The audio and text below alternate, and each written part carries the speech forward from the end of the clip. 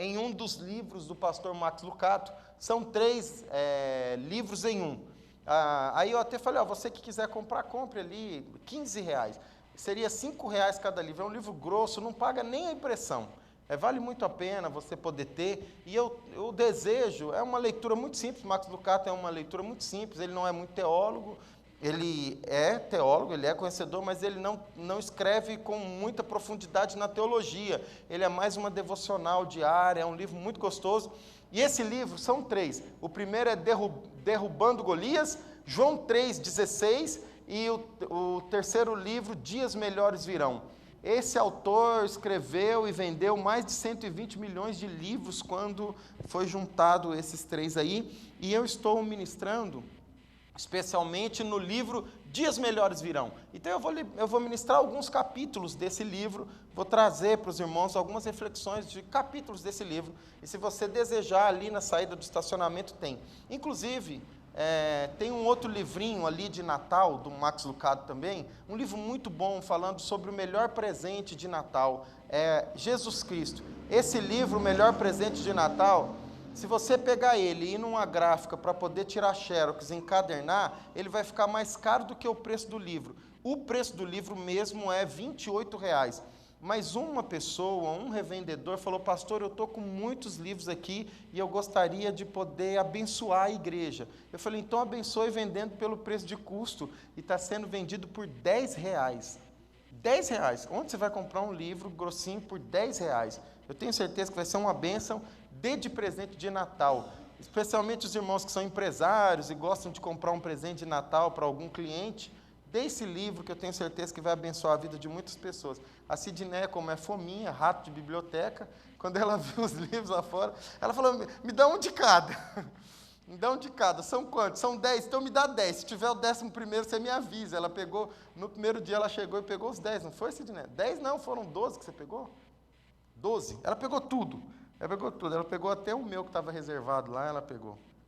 Só a graça de Deus. Vale a pena, irmãos? Eu tenho certeza que vai ser muito abençoador. João, capítulo de número 11, abra sua Bíblia, um texto que eu já preguei, mas como o Senhor falou comigo ao ler esse capítulo 7 do livro Dias Melhores Virão. Capítulo 7 eu vou abordar hoje com os irmãos. Eu nunca pensei nesse texto, nessa abordagem que o pastor Max Lucado propôs. Verso 1 ao 4 diz assim, um homem chamado Lázaro estava doente, ele era de Betânia, da aldeia de Maria e de sua irmã Marta. Esta Maria, cujo irmão Lázaro estava doente, era a mesma que ungiu o Senhor com perfume e lhe enxugou os pés com os seus cabelos. Por isso as irmãs de Lázaro mandaram dizer a Jesus, aquele que o Senhor ama está doente. Ao receber a notícia, Jesus disse, essa doença não é para a morte, mas para a glória de Deus, a fim de que o Filho de Deus seja glorificado por meio delas. Amém? Vamos orar? Aqui embaixo, na galeria também, a galerinha, ó, que bacana, os adolescentes subiram tudo para a galeria. Pensa, quase todos, né? Feche seus olhos na galeria, aqui embaixo. Senhor, obrigado. Obrigado porque Tu estás aqui no nosso meio. Obrigado porque o Senhor quer falar ao nosso coração. Obrigado porque nós cremos que o Senhor é um Deus que age e o Senhor é um Deus que fala. Que nós estejamos receptivos, ó Deus, e sedentos por ouvir a Tua voz. Fala conosco, é o que pedimos em nome de Jesus. Amém e amém, Senhor. Queridos, a nossa vida não está isenta de tempestades, de perigos, e de desastres e de catástrofe. Eu trouxe algumas fotos da catástrofe que aconteceu em Brumadinho e Mariana. E quando nós enfrentamos dias de desastre, dias de desastre como esse desastre natural, o espírito humano, ele sempre responde com mãos estendidas, com desejo de ajudar. Quando aconteceu essa catástrofe tão horrível, pessoas se mobilizaram do Brasil inteiro para ajudar. Certo é que somente os bombeiros podiam entrar, porque são especialistas, né? Eles sabem como resgatar pessoas, mas outros ficaram do lado de fora, pessoas lavando roupas, pessoas trazendo comida, pessoas trazendo água, pessoas trazendo telhas, pessoas doando roupa, pessoas vindo de todos os cantos do Brasil para poder ajudar. Quando enfrentamos desastres, situações complicadas, nós vemos que o ser humano tem o desejo e a vontade de ajudar, de estender as mãos, de abençoar alguém. E todos os esforços sempre são direcionados para socorrer, para salvar alguém que porventura sobreviveu à catástrofe, para atender os feridos, para salvar aqueles que estão debaixo dos escombros, envoltos com lama. Animais foram salvos, pessoas foram salvas, foram socorridas, alguns arriscaram a sua própria vida para salvar a vida de outros.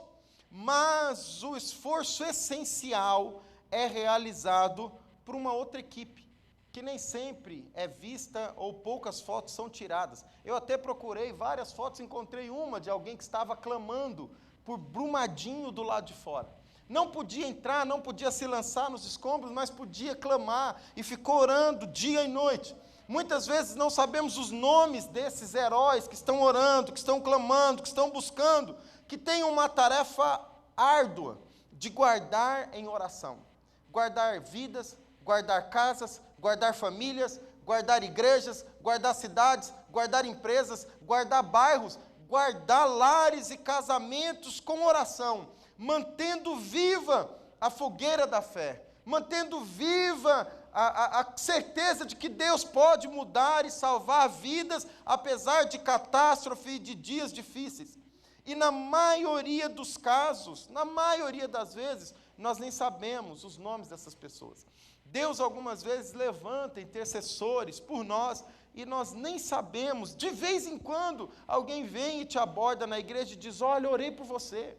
De vez em quando você recebe uma mensagem de alguém dizendo: Deus me despertou para orar por você. E vez ou outra Deus levanta alguém e nós nem sequer sabemos que estão orando por nós. Foi exatamente isso que aconteceu também em João, capítulo de número 11. Quando nós olhamos esse texto, nós vemos uma pessoa que clamou, uma pessoa que buscou, uma pessoa que intercedeu, uma pessoa que foi atrás de ajuda. Seu nome não é falado na Bíblia. Na verdade, o nome dessa pessoa nem é tão importante.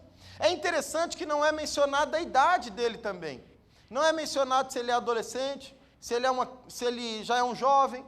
Não é mencionado se ele já é um ancião, se ele é uma pessoa com muita ou pouca experiência. A Bíblia não menciona isso. Não é mencionado nem se é homem ou se é mulher. A Bíblia só diz que alguém orou, clamou, buscou ajuda, intercedeu, foi até Jesus para levar uma mensagem de um amigo, uma mensagem de desespero, uma mensagem de duas mulheres que estavam intercedendo pelo seu irmão Lázaro. E essa pessoa foi até Jesus. Essa pessoa levou a necessidade até Jesus, levou a necessidade do enfermo até Jesus. Sabia que Jesus poderia ajudar, sabia que Jesus poderia mudar aquela história, e era preciso que alguém fosse até Jesus. Por isso, esse alguém foi. Mas é interessante que a Bíblia não registra quem é esse alguém. Olha aí na sua Bíblia, João capítulo 11, verso de número 13. A Bíblia diz assim no verso de número 13. No verso de número 2, diz... só o verso de número 13. Por isso, as irmãs de Lázaro mandaram dizer a Jesus: aquele que o Senhor ama está doente. É interessante que nem fala quem elas mandaram. Elas mandaram alguém. Mas quem é esse alguém? Quem é essa pessoa?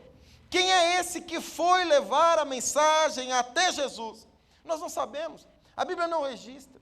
O fato é que não importa a idade nem o sexo, Deus está desejoso de ouvir pessoas que vão até a sua presença para clamar, para orar e para apresentar algo.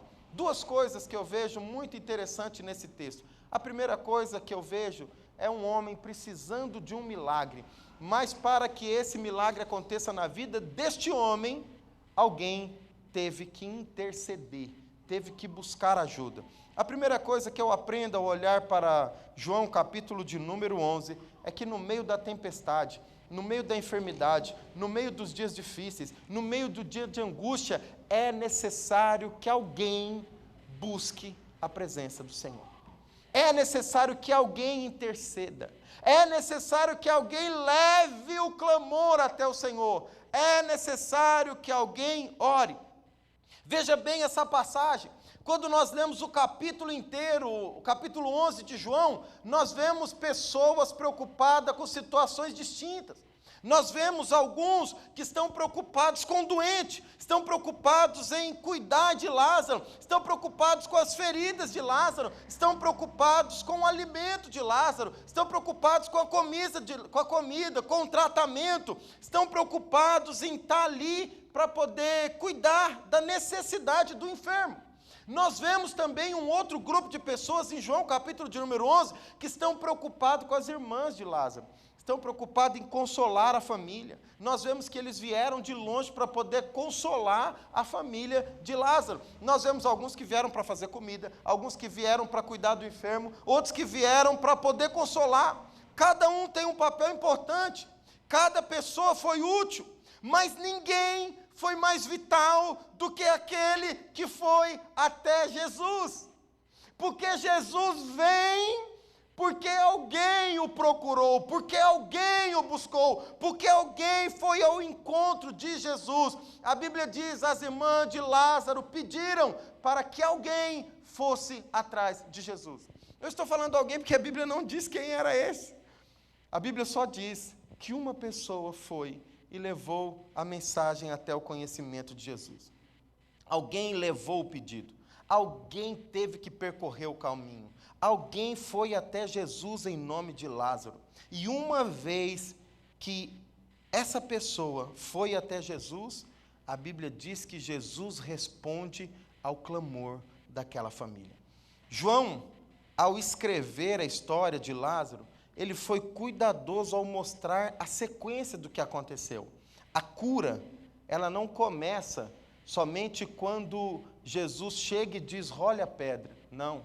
A Bíblia diz que a cura começa quando essa pessoa intercede. Olha o que a sua Bíblia está dizendo, João, capítulo de número 3.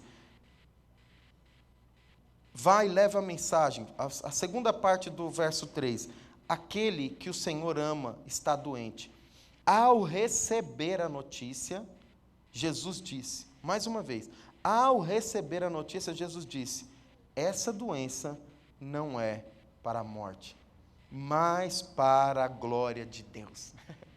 Ao receber a notícia, Jesus já decretou uma sentença, eu vou mudar essa sorte, eu vou intervir nessa situação, eu vou entrar nessa dificuldade. Isso não será para a morte, mas isso será para a glória do Deus vivo. Ali, quando a notícia chega, é que o milagre começa a acontecer. Algumas vezes nós achamos que o milagre acontece 4 dias depois que ele estava enterrado. Algumas vezes nós achamos que o milagre acontece 1 semana depois, porque Jesus se demora alguns dias, Jesus se demora para chegar até o lugar. Quando Jesus chega, Lázaro já está morto e enterrado e Jesus o ressuscita. Mas o milagre não aconteceu somente quando Jesus deu a ordem para Lázaro vir para fora. O milagre começou a acontecer quando Jesus deu uma palavra em resposta ao clamor daquele homem. Essa situação não será para a morte. Querido, se Deus já deu uma palavra em relação a alguma situação da nossa vida, descansa no Senhor, porque Ele há de fazer um milagre. Mas o que é maravilhoso é que no meio da dificuldade, muitas pessoas vão buscar várias coisas para fazer, vão buscar vários recursos, várias respostas. No meio de uma crise financeira, nós vamos muitas vezes buscar caminhos para sair da crise, isso é importante. Fechar a torneira, vender um carro, fazer alguma coisa. Mas mais importante do que buscar somente o que fazer quando há um problema, é buscar ao Senhor para apresentar a Ele o problema que nós estamos vivendo. Este homem, essa pessoa, essa mulher, foi fundamental. A palavra de Deus nos diz em Jeremias capítulo 33, verso 3, clama a mim, e responder-te-ei, e anunciar-te-ei coisas grandes e firmes que não sabes. Há coisas grandes, há coisas firmes, há coisas que já estão preparadas pelo Senhor, que nós precisamos clamar para conhecer essas coisas.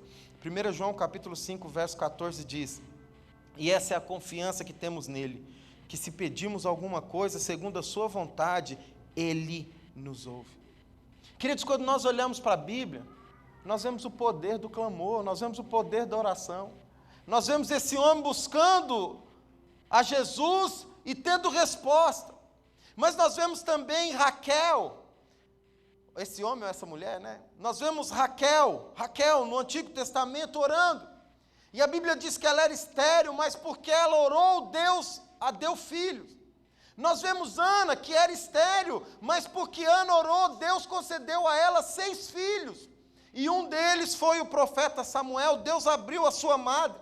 Nós vemos Esther orando e Deus livrando o seu povo. Nós vemos Abraão orando e Deus livrando o seu sobrinho Jó de um fogo que estava descendo do céu. Nós vemos Moisés orando e o mar se abrindo. Nós vemos Moisés orando e águas amargas se transformando em águas doces. Nós vemos Moisés orando no meio do deserto e as pedras jorrarem água. Nós vemos Moisés orando e o mar se transformando em sangue. Nós vemos Moisés orando e o maná descendo do céu. Nós vemos Moisés orando e cordonizas vindo como resposta à oração de Moisés. Nós vemos Josué orando e também o Jordão se abre. Nós vemos Josué orando e o povo marcha em vitória. Nós vemos Josué orando e as muralhas de Jericó se destroem.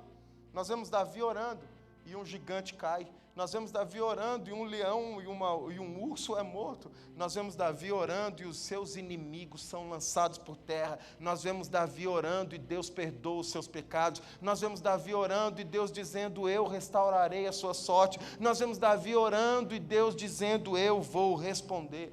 Nós vemos Daniel orando, de manhã, de tarde, de noite. E enquanto Daniel ora, o inferno se levanta. Mas enquanto Daniel ora, a boca do leão se fecha. Nós vemos Sadraque, Mesaque e Abednego orando, e quando são lançados na fornalha de fogo ardente, nem o fogo pode fazer nenhum mal com ele. A única coisa que acontece com aqueles que estão amarrados e são lançados dentro da fornalha, a Bíblia diz que a única coisa que queima são as cordas que o amarravam. Nem um fio de cabelo ficou com cheiro de fumaça, porque enquanto eles oravam, a única coisa que quebravam e caía por terra eram as amarras da vida deles. Quando nós olhamos para a palavra de Deus, nós vemos Elias orando. E a Bíblia diz que porque Elias orou 3 anos e 6 meses, não choveu. E porque Elias voltou a orar, a chuva desceu. Nós vemos Paulo orando e a cadeia estremecendo. Nós vemos Paulo orando e Deus o livrando. Nós vemos Paulo orando e até naufrágio, barco naufragando, Deus dando graça e vitória. Nós vemos Pedro orando, nós vemos a igreja do Novo Testamento orando, e enquanto essa igreja ora, Deus envia um anjo para livrar Pedro de dentro da cadeia. Nós vemos João orando no meio de uma ilha de Patmos, e Deus o arrebatando até a glória. Nós precisamos orar no meio dos dias difíceis, porque quando oramos, Deus muda a situação. O que começou o processo de mudança na vida de Lázaro foi porque alguém foi até o encontro de Jesus. Se você precisa de uma mudança em algo na sua vida, vá ao encontro de Jesus, vá à presença de Jesus. Se talvez você está angustiado, aflito, se talvez o seu coração está desesperado, se talvez você está precisando de resposta, deixa eu te dizer algo, vá ao encontro de Jesus. Ore, feche a porta do seu quarto. Vá para o lugar secreto, busque a presença do Senhor. Algumas vezes alguns dizem assim: mas pastor, como é que eu devo orar? Nós vemos pessoas orando de várias maneiras. Gênesis capítulo 2, nós vemos Abraão orando de joelho. Em Êxodo capítulo 17, nós vemos Moisés orando assentado.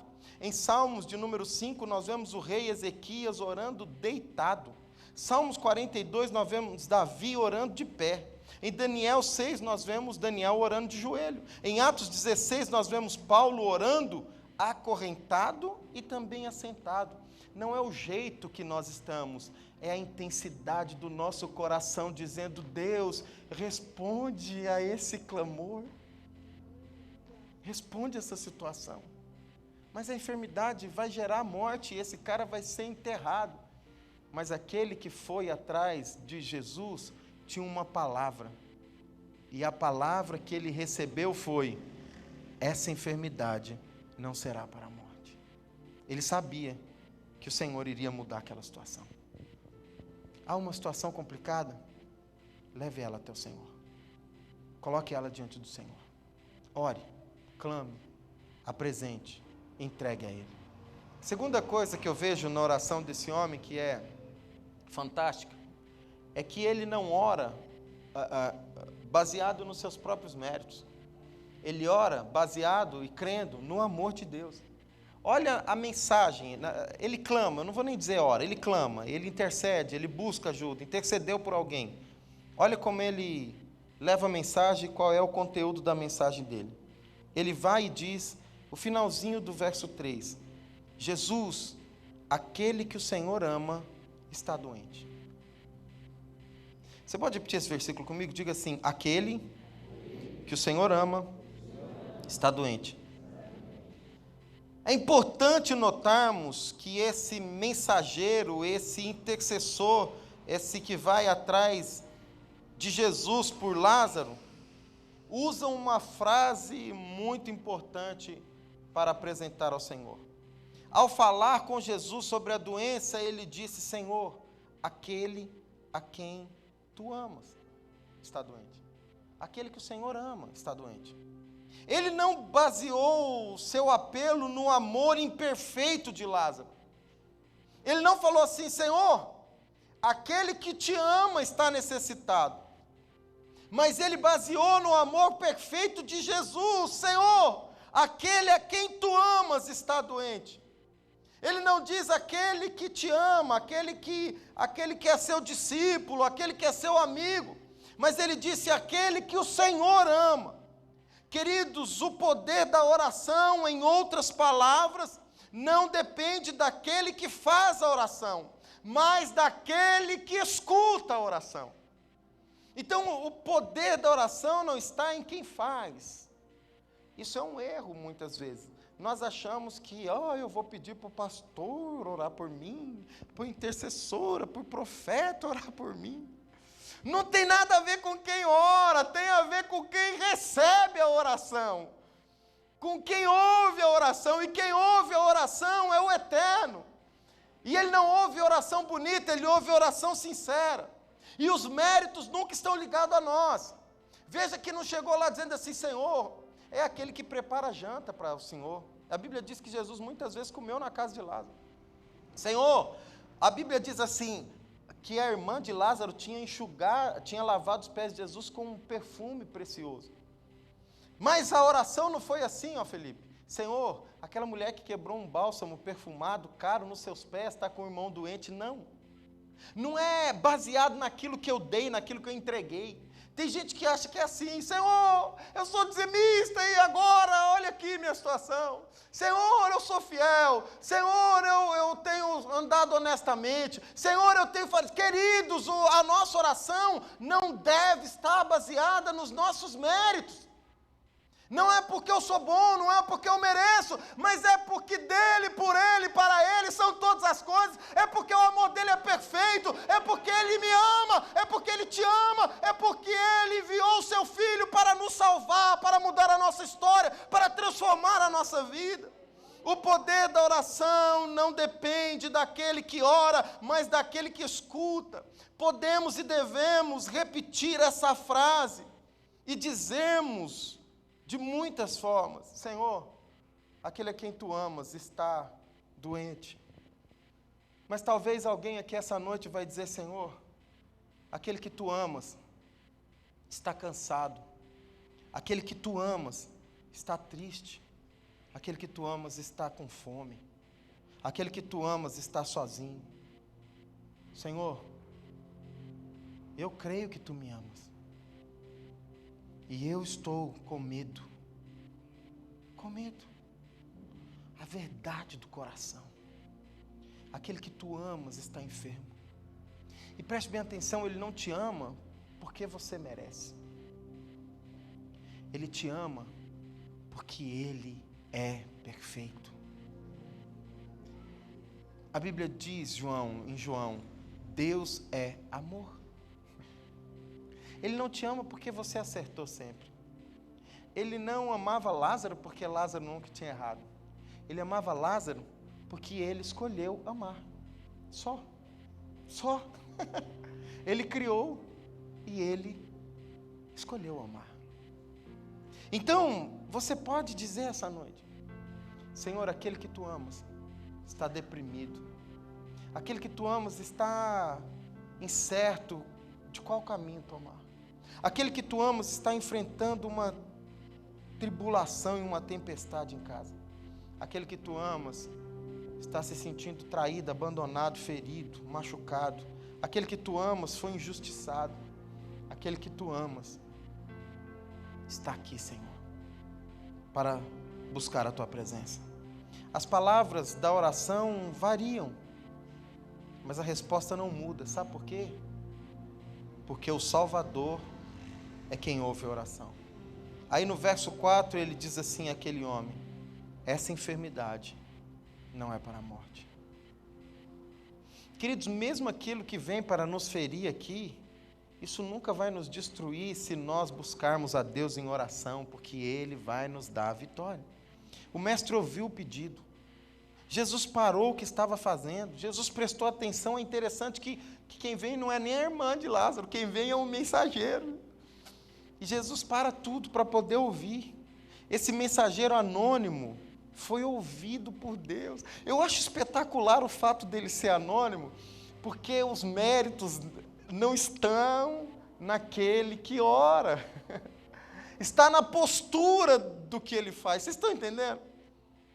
A postura de se render, de crer, de confiar, de buscar ajuda, de ir até a presença do Senhor, é essa postura que vai fazer toda a diferença. Queridos, nós vivemos num mundo cheio de barulho, cheio de sons. Conseguir a atenção de alguém não é nada fácil, é uma tarefa difícil. Algumas vezes você está falando com alguém e a pessoa está assistindo televisão, você está falando com alguém e a pessoa está no WhatsApp, e você está falando com alguém e ela está fazendo uma outra coisa. Não, eu estou te ouvindo, mas está aqui fazendo uma outra coisa. Você está falando com alguém, ele está ouvindo um som no rádio dentro do carro, você está falando com alguém, ela está assistindo, fazendo qualquer coisa. Mas não para, não silencia, não olha dentro dos seus olhos. Algumas vezes a gente até pergunta: será que meu marido se importa mesmo com o que eu estou falando com ele? Algumas mulheres entram em crise por causa disso. Ficam bravas. Você fala comigo quando está andando. Quando a pessoa é ansiosa igual eu gosto de falar andando. Eu estou andando, vai falando. E se eu estiver falando com alguém, eu ouço mais 2, 3 conversas ao redor. É horrível isso. Terrível. As pessoas gostam de atenção, gostam de exclusividade. Mas parar alguém hoje é difícil. O celular toca, alguma coisa tira a atenção. Por isso, a mensagem de João, em João capítulo 11, é importantíssima para a nossa vida. Eu quero encerrar dizendo isso. Pode vir para cá, ela acho que vai tocar, né? Você pode falar com alguém.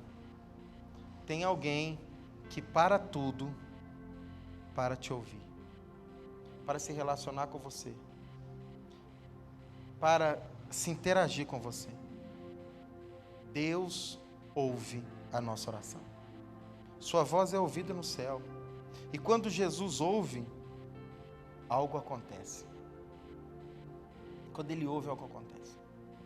Quando Ele ouviu o clamor do povo lá no Egito, a Bíblia diz que Ele desceu e foi até Moisés e falou: Moisés, eu ouvi o clamor do meu povo, eu vi as suas aflições e eu desci para mudar a história desse povo. Ele ouve as orações. Quero te convidar a fechar os seus olhos, curvar sua cabeça.